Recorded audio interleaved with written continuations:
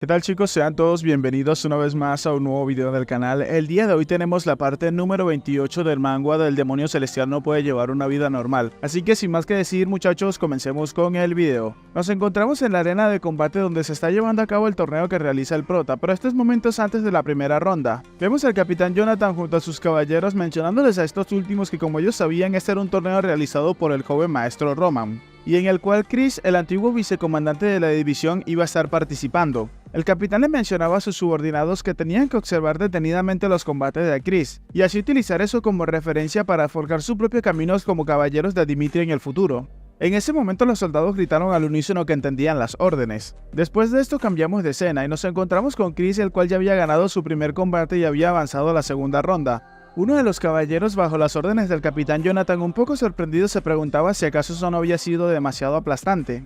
El capitán Jonathan pensaba algo similar, mencionándose internamente que Chris había crecido demasiado. Por otro lado, Chris determinado se mencionaba que él era la espada que representaba a su señor, y sin importar quién sea su oponente debería de aplastarlo completamente antes de que siquiera pueda desear la posición de su señor. Después de esto vemos cómo continúa el segundo combate del primer grupo, donde Chris nuevamente volvió a quedar como el vencedor, derrotando de una manera aplastante a su contrincante, pero aún así el chico se mencionaba que no era suficiente, forzándose cada vez más a ir más allá de lo que podía dar. En la tercera ronda pasó exactamente lo mismo, acabó con su contrincante inmediatamente, pero Chris seguía exigiéndose aún más de lo que podía ofrecer. El cuarto combate no fue una diferencia a los anteriores, pero en ese momento Chris se encontraba recordando cuánto tiempo se había demorado en cada ronda para ganarla. En la segunda ronda se demoró 5 segundos, en la tercera ronda se demoró 8 segundos, en la cuarta ronda se había demorado 10 segundos. Y a pesar del hecho de haber ganado todos sus combates con una gran diferencia y de una forma muy aplastante, Chris seguía esforzándose por querer conseguir aún más de lo que ya tenía. Por otro lado, Jonathan, el capitán de los caballeros de Dimitri, sorprendido se mencionaba que cuando Chris había crecido tanto, refiriéndose a él en términos de poder. Observando entonces el palco donde se encontraba el prota junto a su padre, Jonathan pasó a preguntarse qué le había hecho el prota a Chris, mencionándose entonces qué clase de monstruo era el joven maestro Roman. Vemos entonces que en la parte baja del coliseo varias de las personas que se encontraban presentes que iban a participar pasaban a mencionar que habían hecho bien en retirarse, ya que esos tipos eran demasiado fuertes. Pero vemos como un caballero se encontraba caminando en dirección hacia la arena de combate, mientras que otro mencionaba que la decisión correcta era rendirse rápidamente en lugar de arriesgarse a ser humillado sin ningún tipo de razón. En ese momento las personas que se encontraban observando al caballero pasaron a preguntarse, llamando a este último Farrell, que si acaso él podía vencer a Chris, a lo que su compañero le respondió inmediatamente que él pensaba que absolutamente eso era imposible, ya que Chris estaba en un nivel completamente diferente a lo que ya se había visto anteriormente. Aún así mencionaban que probablemente podría durar alrededor de 10 segundos, preguntando que si acaso eso no era verdad, y que seguramente no perdería tan rápido como el resto de oponentes anteriores de Chris. El otro soldado pasó a mencionar que de ninguna manera eso podría ser verdad, mencionando que podía apostar que podía durar más de 30 segundos en contra de Chris.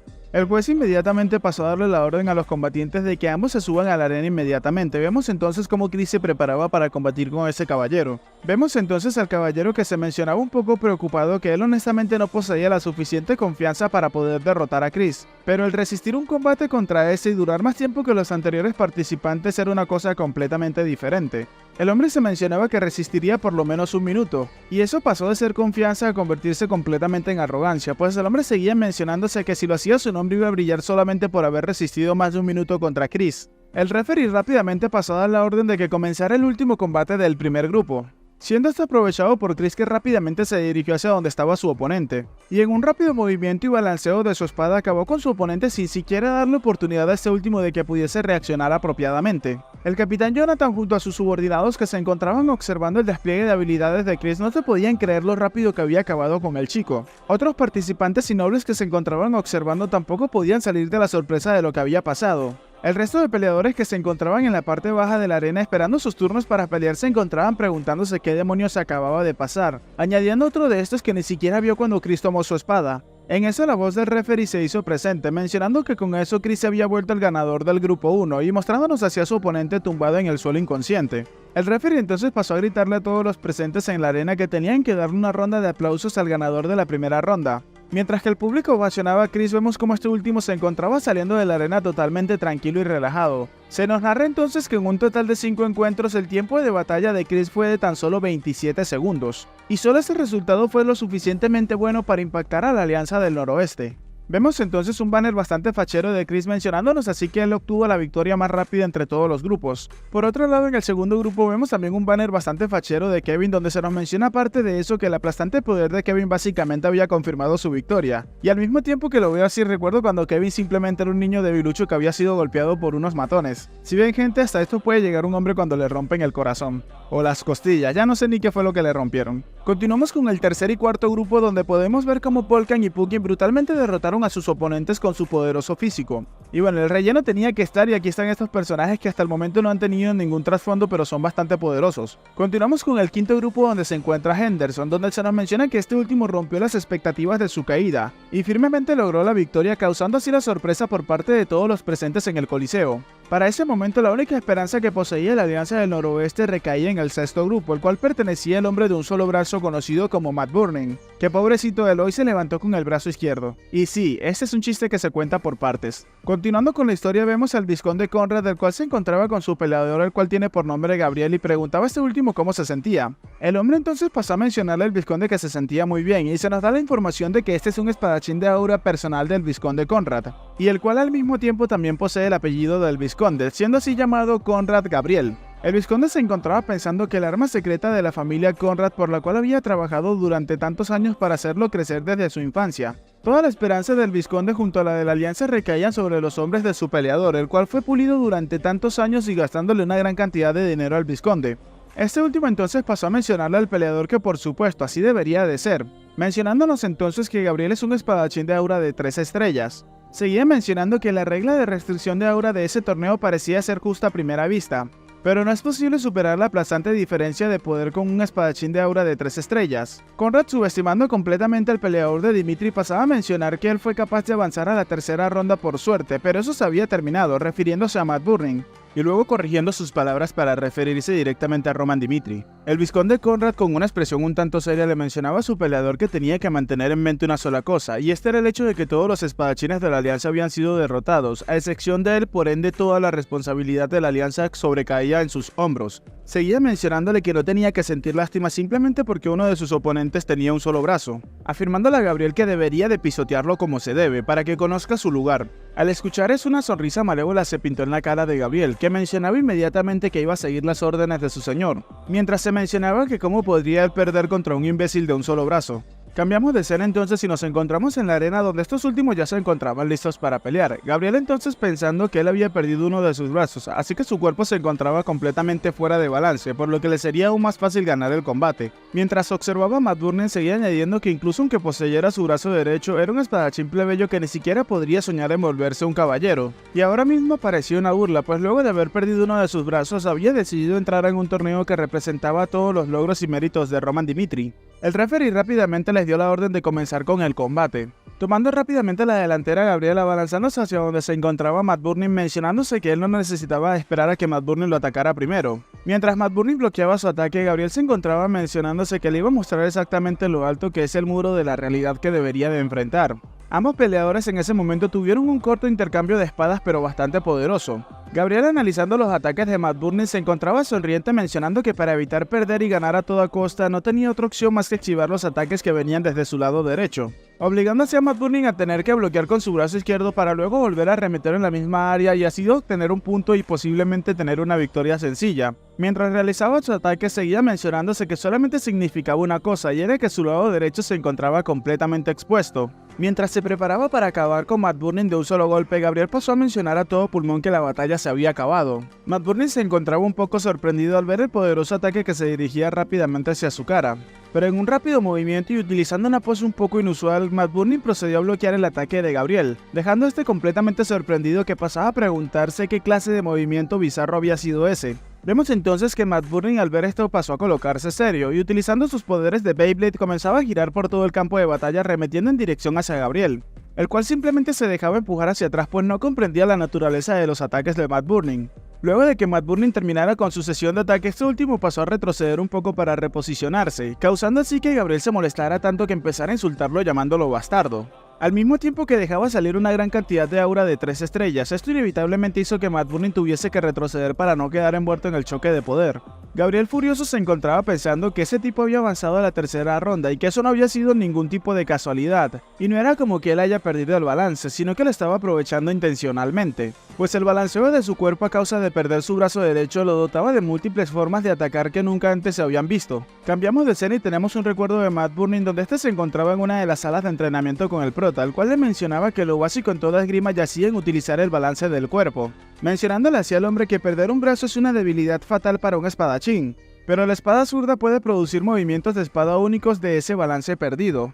Después de eso vemos a Matt Burning entrenando y mencionándose a sí mismo bastante sorprendido que el creador de la espada zurda tenía un solo brazo justo como se encontraba él actualmente, preguntándose entonces cómo rayos él había creado una técnica de espada como esa que era tan impresionante.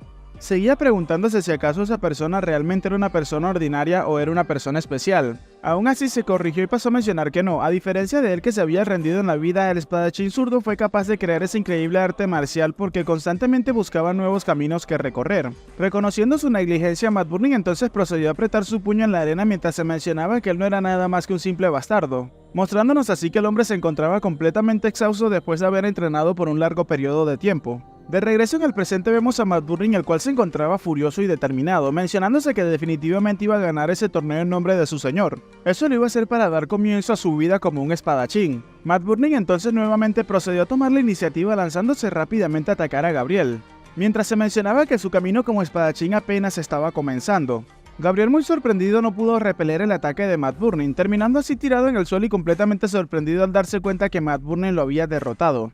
Matt Burning, al darse cuenta entonces que había conseguido la victoria, pasaba a mencionar que Roman Dimitrial era la única persona a la cual le tenía que agradecer desde el fondo de su corazón, y esto era por el hecho de haberle dado una nueva vida con la cual podía sentirse conforme. Eventualmente, al finalizar el torneo y como ya era de esperarse, los ganadores resultaron ser los peleadores de Dimitri. Gracias a esto, la mayoría de las personas que se encontraban presentes también mencionaban que la Alianza del Noroeste tan solo eran un montón de habladores, que no hacían nada en contra de la verdadera fuerza pura, llegando todos hacia la conclusión de que ahora mismo el Noroeste le pertenecía a la familia Dimitri. Vemos como Conrad se encontraba muy furioso, mencionándose que se había acabado, esto llevaría el estatus de la Alianza hacia el suelo, preguntándose entonces en ese instante y sintiéndose sofocado ante los peleadores de Roman que cuando Dimitri se había vuelto tan fuerte.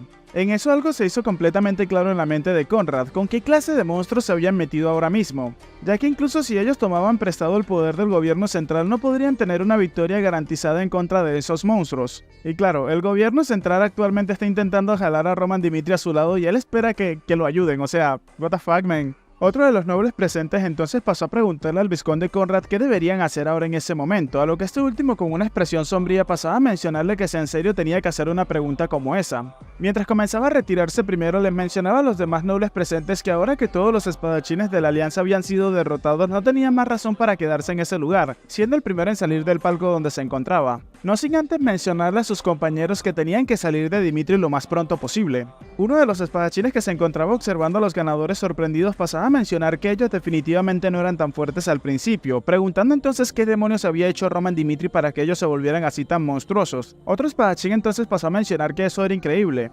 En eso pasó a hablar el primer oponente de Henderson, el cual había sido derrotado brutalmente. Con una expresión sombría mencionaba que en una familia prestigiosa siempre había un primer espadachín fuerte, el cual podía ser considerado una persona lo suficientemente fuerte para hacer retumbar a todo el continente. Así también estas personas pueden poseer habilidades de liderazgo, haciendo crecer a los que los siguen enormemente. En ese momento el hombre determinado pasaba a mencionar que el Roman Dimitri se había elevado al estado de un ranker solamente con sus propios esfuerzos, preguntándole entonces a los demás espadachines presentes que si acaso ellos sabían lo que eso significaba, mencionándoles que eso significaba que el primer y más fuerte espadachín que lideraría a la familia Dimitri a ser prestigiosa estaba justo delante de ellos, y ese era Roman Dimitri. Y ahora mismo con eso en claro, el camino para los futuros espadachines del noroeste se encontraba claro, pues si alguno de ellos quería tener éxito como espadachines deberían de jurarle lealtad a Roman Dimitri y esperar que este último los acepte en sus tropas. Después de todo esto vemos a Roman que se había reunido con sus caballeros y les mencionaba a todos estos últimos que habían trabajado muy duro, comenzando con un discurso donde les mencionaba a sus caballeros que algunas personas necesitaban su fuerza, mientras que otras personas simplemente se dedicaban a admirarlo. Algunos otros incluso le habían jurado lealtad. Y con una expresión sombría, Roman mencionaba que era porque estos últimos no tenían ningún tipo de opción.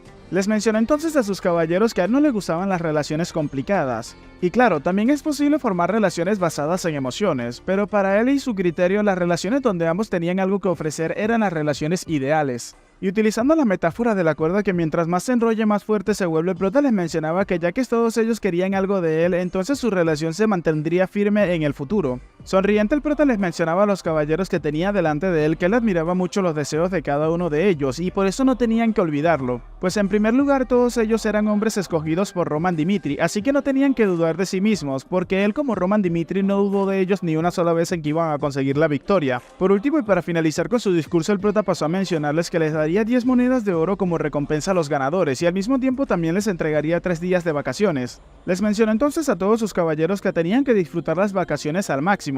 Todos los caballeros del Prota inmediatamente pasaron a agradecerle por su bondad mientras le mencionaban que era un gran honor servirles y le juraban lealtad de por vida. Luego de eso vemos cómo Lucas se encontraba entregándole su reporte al Prota, mencionándole que después de vigilar a los movimientos de la alianza, estos últimos se habían rendido enfrente a Dimitri, como se esperaba de su señor había logrado su objetivo. Lucas entonces siguió añadiendo que probablemente no se vayan a rebelar en contra de la familia Dimitri hasta que aparezca una nueva oportunidad para hacerlo. En ese momento el Prota pasó a mencionarle a Lucas que no había gobierno perfecto en ese mundo. Y sin importar lo estrictas que sean las reglas en una nación, siempre habrá personas que se opondrán a estas, mencionando el Prota entonces que ellos nunca sabrían cuándo podrían surgir conflictos con el gobierno central, y es por esa razón que deberían de minimizar los sacrificios en el noroeste, ya que en ese sentido la alianza del noroeste es un mal necesario. Lucas, el cual había entendido lo que había dicho el Prota, inmediatamente le respondió de manera afirmativa apoyando sus palabras. El Prota en ese momento comenzó a pensar que luego de haber provocado la alianza y hacerlos ver la realidad, entonces su siguiente paso sería dividir y conquistar, mostrándose bastante feliz y conforme pues su plan estaba marchando perfectamente. En ese momento entonces el Prota pasó a mencionarle a Lucas que debería de proceder con eso. Un narrador entonces pasó a mencionarnos que antes de la guerra con Lawrence, el vizconde Barco usó sus conexiones con el gobierno central para conseguir todo el dinero posible de estos. Esto con el objetivo de prepararse para variables inesperadas y tomó una cantidad de dinero también prestada del conde Douglas, una persona poderosa y una figura bastante imponente en el norte. Cambiamos de escena entonces y nos encontramos con el conde Douglas, el cual es la potencia del norte de Cairo. Este último se encontraba gritándole a un sirviente que si acaso todavía no habían encontrado esas ratas. El sirviente que se encontraba delante de su escritorio mientras le hacía una reverencia pasaba a disculparse, afirmándole que habían acabado con todos los bandidos de la cercanía, pero no habían podido encontrar esos fondos secretos. Se nos menciona entonces que antes de la guerra en contra de Lawrence, el vizconde Barco usó sus conexiones con el Banco Dorado para conseguir todo el dinero posible. Esto con el objetivo de prepararse para variables inesperadas, tomando incluso dinero prestado del conde Douglas, la cual es considerada una de las más poderosas figuras del norte, e incluso había reclutado a Homeros como uno de sus caballeros para pelear en el combate. Pero después de todas esas preparaciones, Barco fue derrotado por Roman Dimitri. Y en el momento en el que el vizconde Barco murió intentando escapar por la noche, desapareció del mundo la única persona a la cual podían recolectarle el dinero que les habían prestado. Es por eso que el conde Douglas, el cual se encontraba desesperado, había recordado una cosa. Y estos eran los fondos secretos de la familia Barco que nunca fueron revelados al mundo. Vemos entonces cómo dos carruajes se encontraban volcados y una gran cantidad de caballeros yacían muertos en el suelo. Se nos menciona que el conde Douglas obtuvo una pista de dónde se encontraban los fondos secretos durante una fiesta con el vizconde Barco. Y luego de que el vizconde Barco muriera, él contrató al gremio de inteligencia Luna Negra, los cuales fueron capaces de encontrar los fondos secretos. Pero mientras los caballeros del conde Douglas se encontraban transportando los lingotes de oro, se encontraron con un grupo de bandidos y fueron robados. El conde Douglas entonces se encontraba pensando que no había manera de que un montón de bandidos pudieran robar tanto oro, pasando a gritarle a su sirviente la orden de que tenía que asegurarse de encontrar los lingotes de oro, incluso si tenía que buscarlos por toda la región del noreste. Gritando entonces muy furioso que ese dinero nunca fue de Barco, ese dinero desde un principio siempre fue suyo, por lo que nadie más podía tocarlo. Para eso vemos como el sirviente que había salido de la habitación a su momento entró muy exaltado gritándole a Douglas y llamándolo su señor que los del gremio de Luna Negra dicen que encontraron el paradero de los lingotes de oro. Esto hizo que el conde Douglas inmediatamente se sorprendiera mencionándoles que tenía que venir y presentarse ante él inmediatamente para que le contara todos los detalles. Vemos entonces cómo a la habitación se había presentado el maestro del gremio de información Luna Negra, el cual tiene por nombre Donovan. El hombre comenzó a relatar que ellos pensaron que después de que los lingotes de oro fueran robados por el grupo de bandidos, ellos pensaron que los esconderían en el mercado negro, y eventualmente descubrieron la identidad de la persona que había robado a los lingotes de oro. El conde muy exaltado pasó a mencionarle que había hecho un buen trabajo y preguntándole quién demonios había sido la persona que lo había robado. A lo que Donovan rápidamente procedió a mencionarle que la identidad de los ladrones no es un grupo de bandidos, sino la Alianza del Noroeste. Esto hizo que el conde rápidamente se exaltara preguntándole que qué acababa de decir.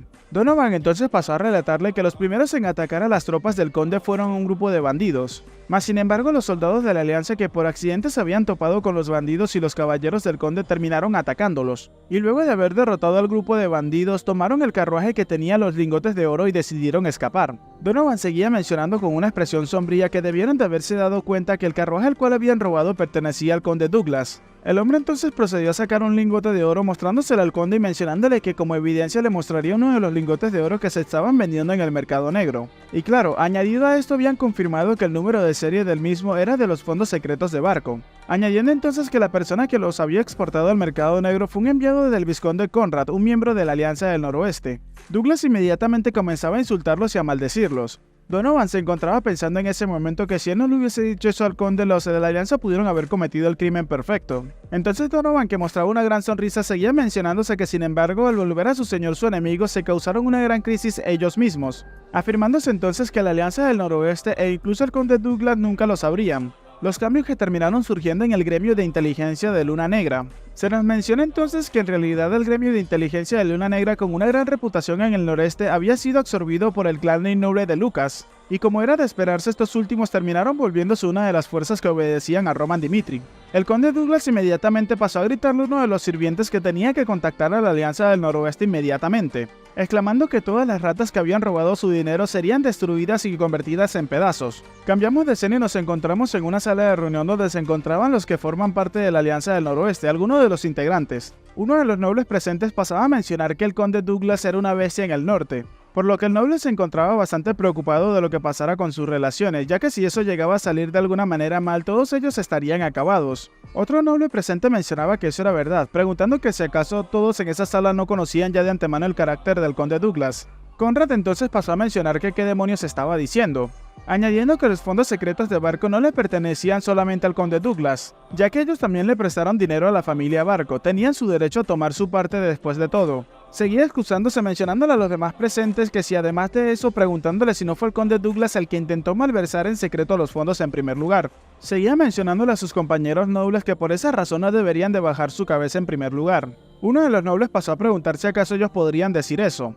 El otro noble se encontraba inseguro, mencionando que él no sabía si realmente lo que estaban haciendo estaba bien. Conrad, por otro lado, que no quería dar su brazo a torcer, seguía mencionando que eso no era lo importante, preguntando si podían escupir el dinero que habían ganado vendiendo los lingotes de oro. Señalando a sus compañeros nobles, les mencionaba que a partir de ese momento ellos iban a ser una sola voz, y tenían que concentrarse en el hecho de que el conde Douglas era el que había tocado el oro sin decir nada en primer lugar. Mientras todos alzaban sus manos, uno de los nobles pasaba a mencionar que ya habían cruzado la línea en primer lugar, así que ya era algo que no podían evitar, entonces tenían que seguir las palabras del vizconde Conrad. Todos entonces procedieron a estar de acuerdo con lo que había mencionado el vizconde Conrad, pero antes de que su reunión pudiese terminar, vemos como uno de los sirvientes llegaba corriendo muy exaltado mencionándole al vizconde que tenía una emergencia, pues el conde Douglas había solicitado una comunicación mágica inmediatamente, dejando así bastante sorprendido al vizconde Conrad, que no podía creerse lo que estaba pasando. Al conectar la llamada vemos como Douglas, que se encontraba muy furioso con todas sus venas brotadas, pasaba a preguntarle qué demonios estaba pasando, preguntándole que si él acaso se encontraba robándole su dinero y que tenía que explicarse inmediatamente.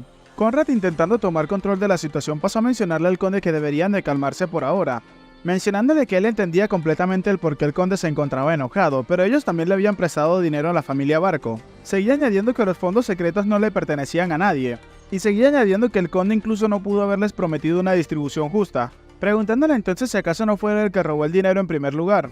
Conrad en ese momento se encontraba pensando que culpar completamente al conde desviaría la atención del punto principal. Conrad seguía pensando que sí es una justificación, pero inmediatamente resultó ser interrumpido por el conde Douglas, el cual le preguntaba que qué mierda estaban diciendo esos bastardos que le acababan de robar su dinero. Alterado les mencionaba que ese era su dinero y muy furioso seguía añadiéndoles que desde el momento en el cual descubrió los fondos secretos de Barco, los derechos del fondo les pertenecían solamente a la familia Douglas. Conrad, el cual quería hacer que el conde se calmara, terminó siendo insultado y al mismo tiempo mandado a callar por parte de este último. Douglas entonces pasó a mencionar que tenían que escuchar con mucho cuidado, ya que él se iba a encargar de contactar al gobierno central para solicitar una guerra territorial contra todos ellos, mencionándoles que cómo se atrevían esos bastardos del noreste a trabajar juntos en contra de él. Muy furioso seguía mencionando que eran bastante lamentable la alianza del noroeste sin la protección de Barco, así que para que ellos se dieran cuenta de su error se los iba a demostrar a todos. Conrad entonces, muy asustado, mirando a sus compañeros nobles, les mencionaba que él creía que ahora se encontraban en serios problemas. Bueno chicos, hasta acá el video de hoy, espero que les haya gustado. Si es así, por favor regálenme un like y un comentario, que eso me ayudaría muchísimo con el algoritmo. Y ya sin más que decir, espero gocen de un excelente día, tarde, noche, de una muy buena salud y nos vemos en un próximo video.